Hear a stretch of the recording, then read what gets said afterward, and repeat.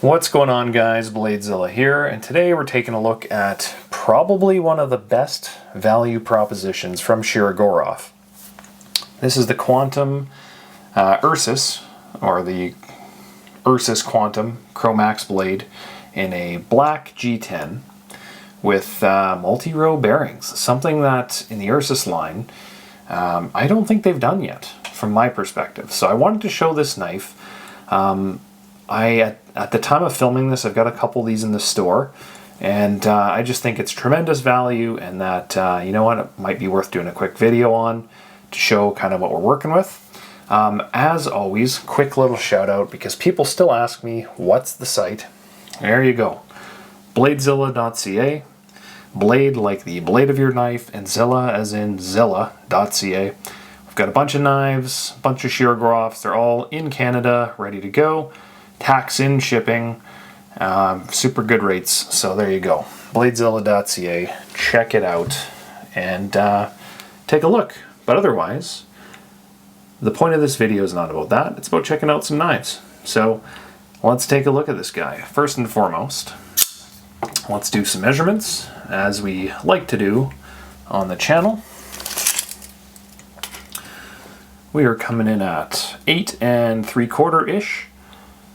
Depending on how you want to look at it, depending how sharp your eyes are that day, with a blade length just under 4 inches, maybe 3 7/8, something like that. And handle length, people have been asking me about that, probably about 4 3/4, somewhere around there. So there you go. Comparison wise, I'm going to show you, I have my bug out today. It's always in my pocket, and as you can tell, it gets used a lot. It's covered in junk, and anyway, people always want to see what the size of these things are like compared to a bug out. So I'm going to put that on this side and that side to kind of give you an idea. Remember, anything closer to the camera is going to automatically look huge. I am filming at an angle, so they definitely look a little ridiculous at times. But that's all good. So there's a couple different angles of my bug out, and let's go through. What else do I have on hand that people know? Let's do a Sebenza large. Move that guy up. People always like to see the Sebenzas. And I've got my Sebenza 31 small as well. So there's your Sebenzas. And in other relatable Shirogorov fashion, what would we like to see? Well, I'm going to keep it in the production line, so I'm going to say, let's do an F95. Got a few more of these guys in actually this week. We're going to do another Quantum, which is probably a knife we're going to see quite a bit in this video, is comparing these two, which makes a lot of sense. We are going to do, down to my only neon that I have currently. There's that, and I'm going to do, just for laughs, I'm going to do my Stellar. I know it doesn't really fit inside this kind of price bracket or range in terms of series, but just to show size more than anything. There's my Stellar, which I've talked about before. It's basically a very similar handle size, a little smaller, but it's a much shorter blade, a little stubbier handle as well. But there's kind of your three sizes. And that should kind of do it for that. But what makes this one so unique, and what makes this knife so special at this price point? Well, I'll tell you. So we had out a couple Shirogorovs. I'm going to grab that one back. Right now, you can get both of these knives for the exact same price. Okay, and if you look at them, you're probably like, what's kind of the main difference? You know, they look similar. One's blue, one's black. They do offer this black one in a couple different colors. I think they do green. Do they have an orange? I think they have an orange in this. I've always just carried black because black kind of goes with everything. And it's just, from my perspective, it's what I would carry, is black.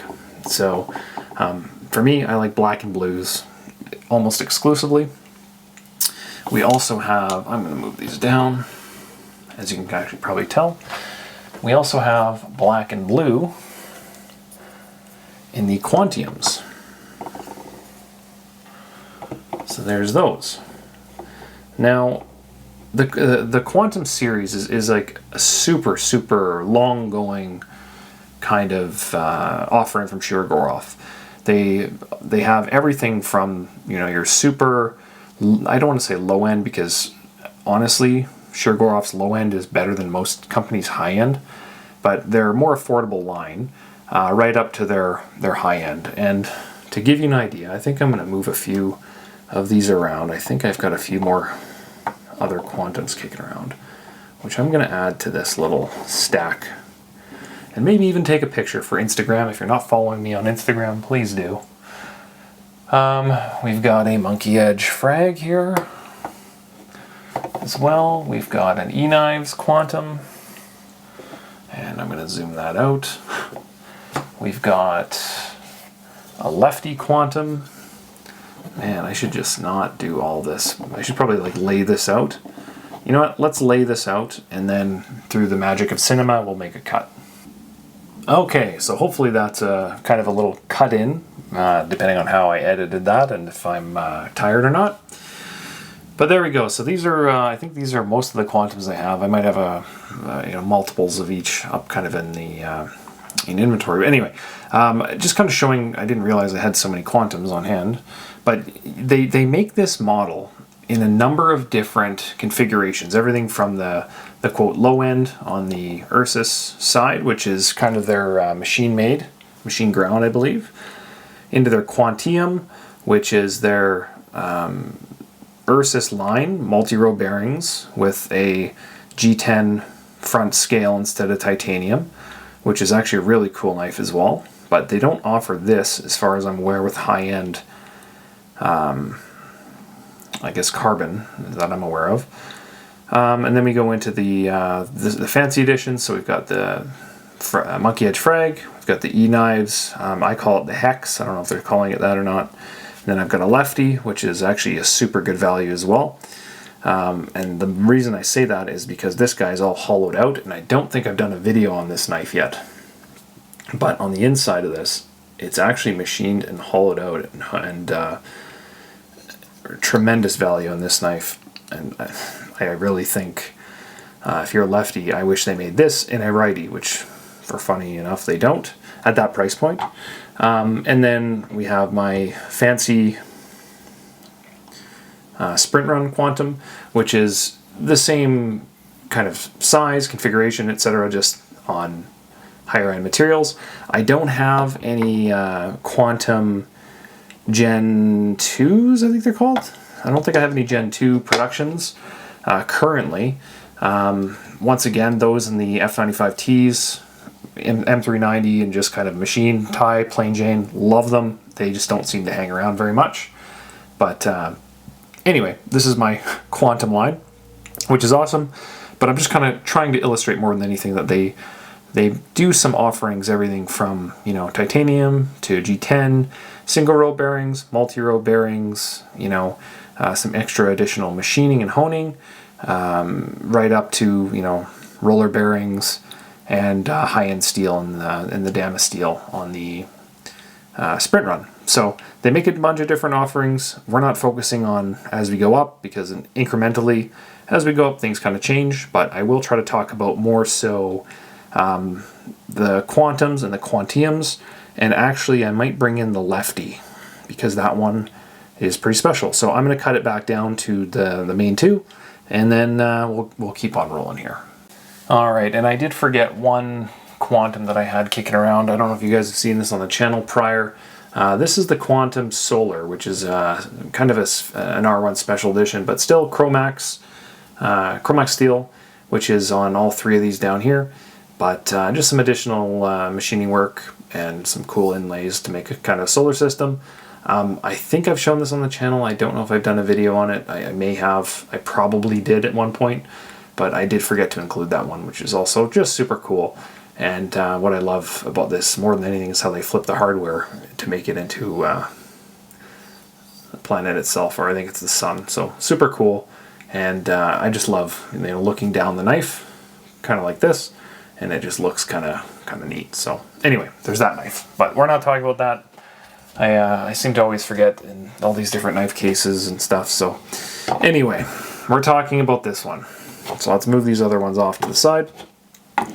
So what makes this guy so cool? Well, so at the price point, I think they're $625 or $650, or depending on site, I think they're up to $700 US retail, which is pretty good deal, to be honest. So full tie, you've got the Chromax blade, which is basically like LMAX, but just done a little bit better all around, just a little bit, which is cool. But the difference is this guy's on multi-row bearings, which should say right in there. I don't know if you see that or not. It should say MRBS. I can't tell if I see it on camera, but just above the inlay on the inside of the frame, MRBS. Whereas the other Quantum is on single row bearings. So inside that frame, there is nothing. There's a little sun usually. So single row bearings are great. I like them. They're typically the bottom end of Shirogorov. My preference is actually I prefer single row bearings because of how smooth and drop shutty the action is. And that's kind of single row versus multi-row. A single row bearing is basically like, think of it as a standard bearing on most other knives. It's just a circle, like a track with bearings in it in a circle. So nothing crazy. Whereas multi-row is, depending on the model, kind of a pinwheel pattern, like the rays of a sun on a track. So it typically adds a little more stability, kind of side to side on the knife, because you're spreading out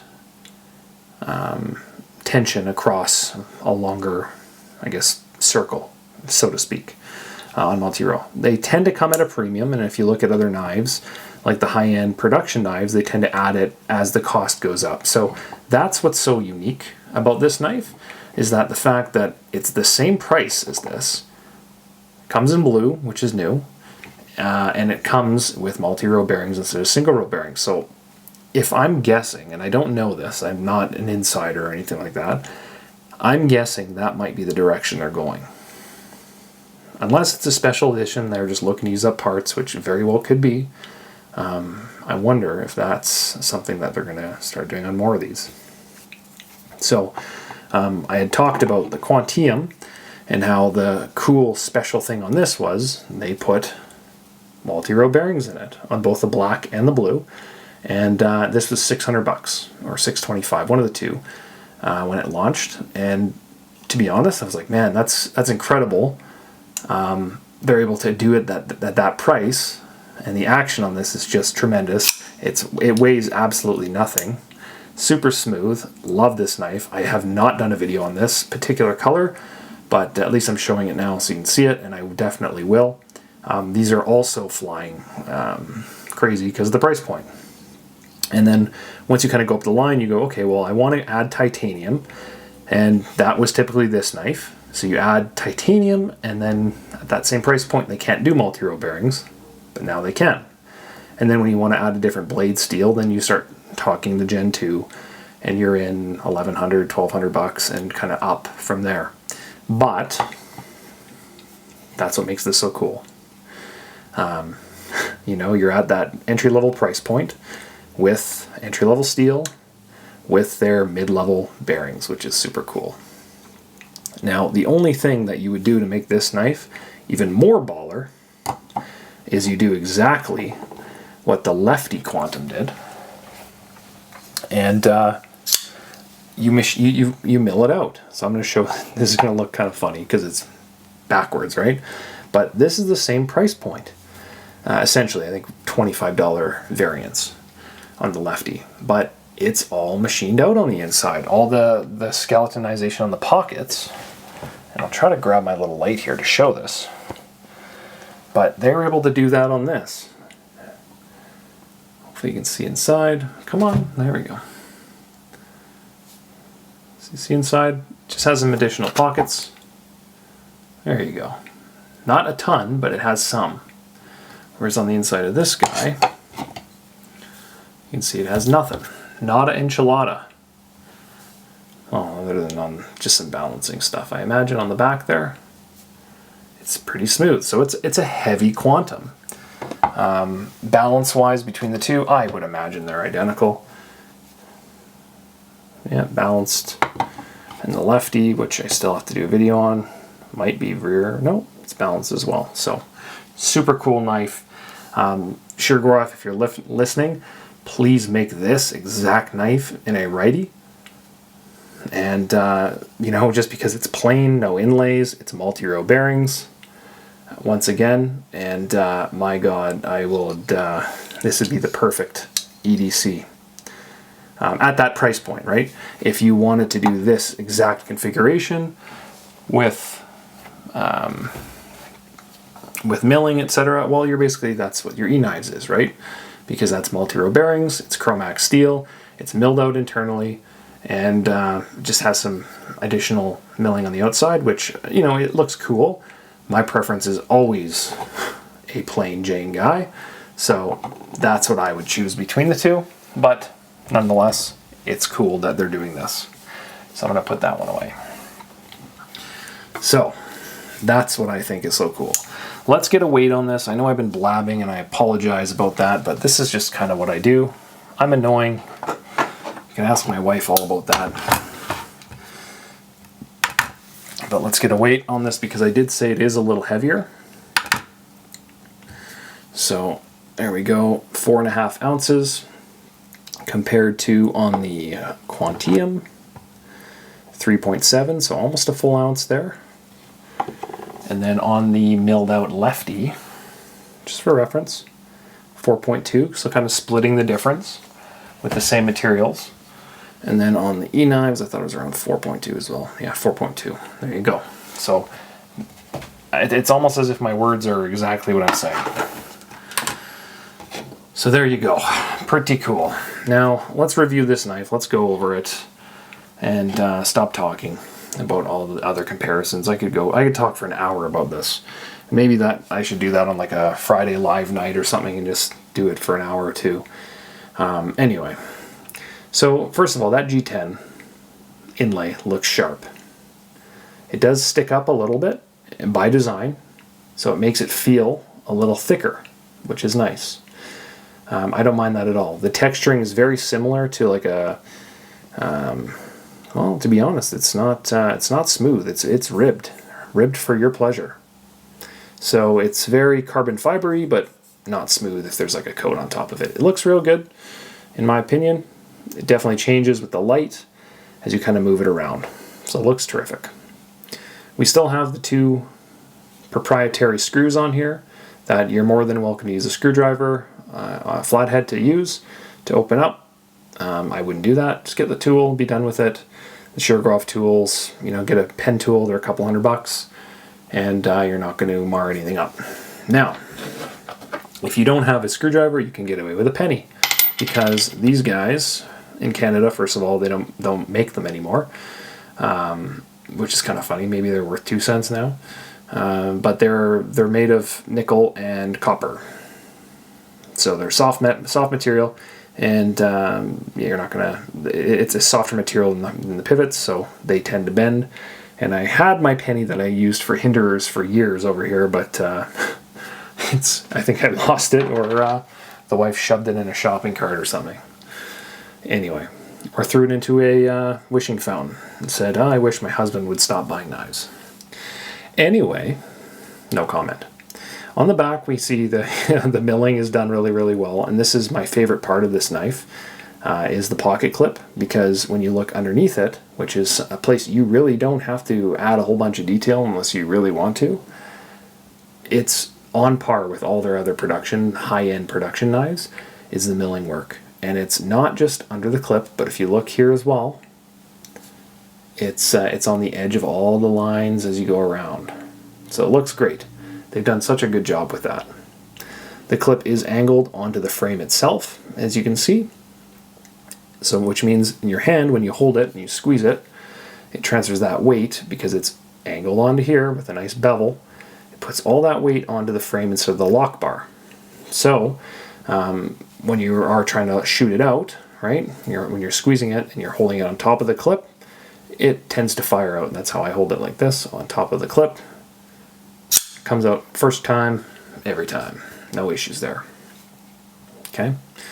I really like that.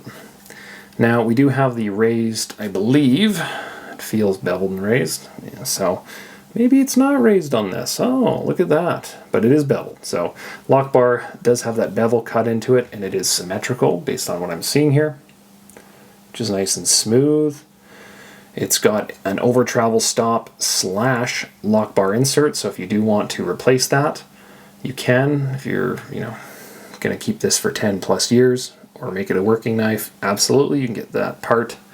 I don't know if you're going to do that on a knife of this kind of price point, but if there's any level of knife you are going to typically use and abuse, it would be something just like this. And remember, that material's not just for replaceability. It's to tune the materials between titanium and Chromax, or titanium and M390 or S90V or Vanex or MagnaCut or whatever. It's not just about replacement, so it's about tuning the materials so you don't get lock stick. You get, oh my god, that's incredible action. I always feel like multi-row bearings, they always they don't, like when they're new, they feel a little dry, and then they just get so smooth, and this one feels really smooth right out of the box. So whoever is applying the wax on this particular run or whatever, it feels terrific. Good job to them. Like, that milling is just incredible. Going on with the milling and the lock bar and whatnot, the beveling all around is done at a level that's just ridiculous. Like, all around the frame, it's rounded and angled and smooth, no hot spots. We've got that bend that is concave instead of convex, like on some other models. Now, instead of, on the back here, instead of doing a back spacer, they've gone with these little bad nubs, these little lava mountains, which is fine. As they kind of go up. I wish I would have had Quantum Gen 2 during this video, but I will show. Let's grab a blue F95T to kind of just show what they would do. So that would be your standard-ish style back spacer instead of the little standard little spacers in there. So some people, honestly, much prefer these, right? Because it kind of closes it off, makes it look cool. Other people like it nice and open like that, so you can clean it out, shoot it with air, and do whatever, get pocket lint out of there. It doesn't really matter in the Shirogorov lineup. I have models that are high-end with back spacers on it, and I also have models like, let me grab this custom division. Now, I should have had a video on this, I think, recently. Custom division, very high-end knife. It doesn't have a back spacer at all on it. So, it doesn't matter. It's a personal preference. My personal preference is I like having both, but if I were to choose one, I'd probably just like the cleaner look of having a back spacer, but once again, you're going to have to spend money and jump up a price tier to kind of go that direction. Now, when we are looking at the back of the knife here, I will show that it has this lanyard hole. So you'll see just behind the standoff, you'll see just behind the standoff here, we have a nice little hole. Now that's for your lanyard. Now, which is cool, right? Because on some of the backspacer models, they tend to build it in, and I will grab that turtle again. So from the side profile, is there a preference to which one you prefer? It's totally up to you. But you can see, some of them, they have the little hole there. Some of them it's built into the backspacer, so you can see here. It's just kind of built in there. So from the side profile, it's filled. It doesn't have any holes, but from the top, you add practicality, and it just kind of looks a little cleaner. But with this guy being behind the standoff, I guess you could potentially damage it if you dropped it there and bust that. I don't really see it. It is titanium. It is going to be very strong, but I could see that argument. The argument for it to look not as appealing from the side, well, let's be honest, you're looking through a hole, but it's not see-through. The other side does have that fill, unlike on my Stellar, which is similar, but now you see right through it, right? So totally up to you, but I don't mind it. I think it looks good. It's at a price point that's awesome. I like how it's still on the other side, filled so it doesn't see right through. Now another thing, these little pins here, okay, the Bane pins or the Hannibal pins. Some people ask, like, why are they doing that? And, you know, it's, I guess, in theory to stop a finger from going in there, right? Because it is a pretty big gap still, and my understanding is they do that because it allows them to shorten the length of the handle for how much blade you can actually fit in this frame. My counter argument would be, well, how come on the F95 NL you've just completely done away with them? There's no pins on these either. So I don't know. I can't get my finger in there. I'm sure if I wanted to, I could. But you can kind of see what they're doing there. So I don't know if this is, once again, I kind of speculated earlier that maybe multi-row bearings is becoming something that they might make standard. I don't know. I hope not, because I like the single row bearings. But maybe that might be on its way out too. You know, some people open the knife up and they lose these because they do kind of stick in like a little pin into a hole. I could see that being an issue, but to me, anything that adds rigidity in a frame is not a bad thing. And I would imagine the whole point of that is just to get a bigger blade inside a smaller handle, because it's a 4-inch blade roughly, and this thing carries as good as a bug out. It's nuts because it's a thin knife, and you have to kind of get one in your hand and experience it to understand how carryable a blade of this size is in a Shirogorov, because most knives that are this carryable would be like a 3.5-inch EDC knife, in my opinion. It's truly remarkable what they're able to do. You get way more blade with a Shiro than anyone else, I find. So that's probably what the little Hannibal nubs are for. I don't know what the technical term they're calling that are, but whatever. Centering on this, it's a Shirogorov. They're all dead center, and if they're not, then it's super, super easy to adjust with the right tool. Disclaimer, but out of the box, they're all 99% bang on.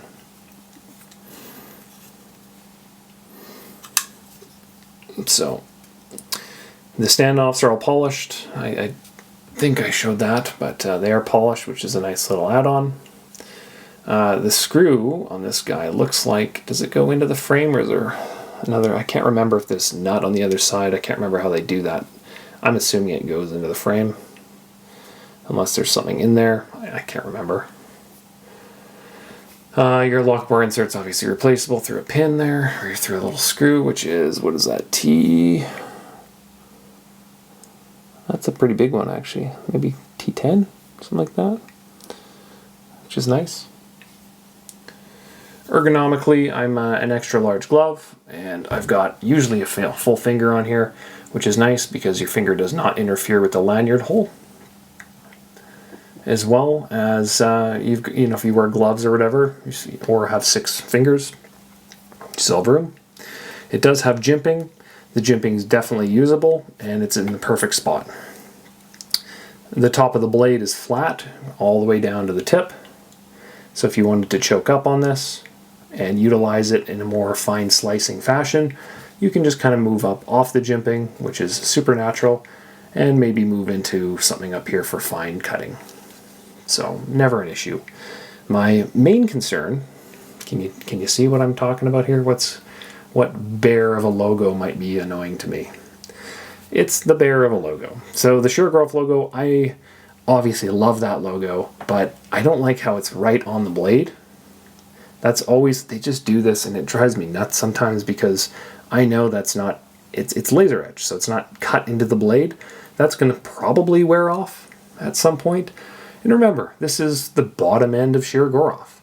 So they have technology that trickles down from their custom division that over time will make its way, and it'll probably go away and probably end up down here or something. But there's a cost to it. And what's easiest? And what's easiest to do in bulk? Well, it's probably to just continue doing the laser etching. As well, another item that they've kind of foregone here is a captive pivot system. This is kind of their traditional style, which is fine. Otherwise, everything's smooth, everything's machined nicely, and made to very, very high aerospace tolerances. From a production standpoint, it's an absolute home run of a knife in every facet that you can imagine, at every angle you can imagine. And I just wanted to show this as well. Beneath the G10 here, look at the milling. There's like 2, maybe 3 rows of like super fine milling. It's details like that you don't get on other brands, where it's like they don't have to do that. But it just looks so good. Unbelievable. Same with up top here by the flipper tab. If the camera wants to focus, they usually match the top and the bottom. Super fine milling. Just looks so nice. Nice and smooth. And then on the flipper tab as well, the bevel inside there, so when you do open this thing, your finger falls into a nice smooth area, and it just doesn't give you problems. Like, that's why you buy a Shirogorov. Like, you spend a little bit more, or in this case very similar to a Chris Reeves, and there's like no break-in, just feels smooth. It's always dead center. It's just at tolerances that are higher. Most of my buddies, when they get into a Shiro, they start on with something like this, or some of them I'm able to just strong arm into like an F95 and up, and depending on the level, obviously, they offer it in similar packages as this. But they're like, I don't know if I want to spend, $1,000, $1,200. And then you get one and you just totally get it. And you're like, I see why that is more money. I see why when I hold this, it's just everything is done perfectly. Every little detail is just completed. There's no problems with the knife. And then it's, okay, once you understand that, $625, $650, $700, whatever it is, okay, what's another $300-$400? What's another $200? What does that kind of get you? And then, okay, I want M390. Okay, I want additional micro milling. Okay, I want this, yada, yada, yada. Before you know it, your hinder pivot penny's gone to fund knives. So there you go. Super cool. I'd like to see something in here as well. On some of their custom divisions, if you're going to laser etch the blade, I'd like to see something in there. Maybe instead of Chromax, but I guess it's more marketable when it's on the blade, right? Because usually they write M398 or whatever inside there. So, it doesn't really matter. These are not numbered or anything like that. They're machine made, so these are their volume knives, but made very, very well. Insanely well. Super smooth action. Just a great looking knife all around. This is one that's going to last for years. Super reliable. You've got some G10 to wear in and play with, and a nice Persian style blade. Just looks very nice and pretty. I love this knife.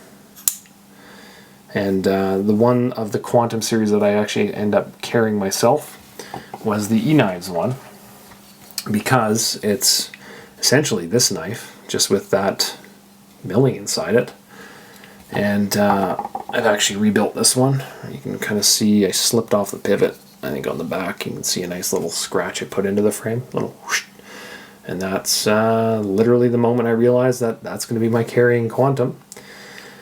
And it's Chromax. I have access to any of these knives to carry, to use, to whatever. And I like plain Jane. I like multi-row bearings. I do like single row bearings, but I like Chromax. It's just simple. It's easy. Compared to M390, like, you're telling me you can tell a difference when you're using this stuff very lightly, obviously. Like, come on, this is a great knife. And now, if I was buying a knife for me, for my collection to carry, If I, sold that E-Knives for $500, $600, $700 or whatever just to move for the sake of moving it, I'd without a doubt carry this knife, because it's titanium, it's plain Jane, blue's nice, I love blues, and it's just simple. So anyway, I'm going to wrap things up there, I think. Sorry, the wife just called me actually there, but so I had to do a little cut. But anyway, super cool knife.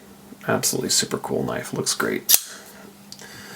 Looks fantastic. So I would highly suggest taking a look at this one if you have time, and use it, because it's built for it, man. Absolutely built for it. Absolutely anytime built for it. Beautiful knife.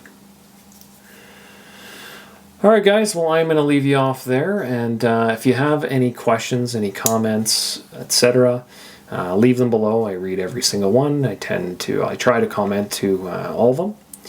And otherwise, check out bladezilla.ca if you made it this far, and see what I've got floating around on there. And otherwise, hopefully you enjoyed the video. So we will see you later in the week for more. Alright guys, have a good week, and see you later. Peace.